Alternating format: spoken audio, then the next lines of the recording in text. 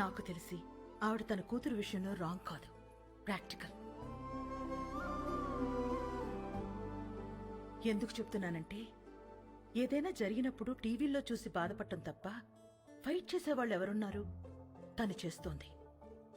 రేపేదో జరిగాక బాధపడే కన్నా జరగకుండా ఆపాలని చూసే తన ప్రయత్నం చాలా మంచిది, అది అవసరం కూడా.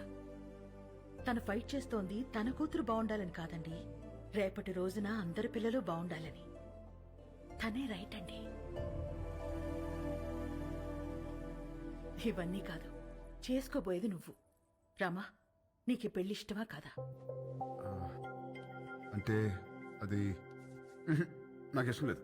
ఆలోచించి చెప్పు. ఆ అమ్మాయి అంటే ఇష్టమే గాని ఈ పెళ్ళొద్దు. ఇదే ఆ అమ్మాయితో చెప్పు. ఏ అమ్మాయికి?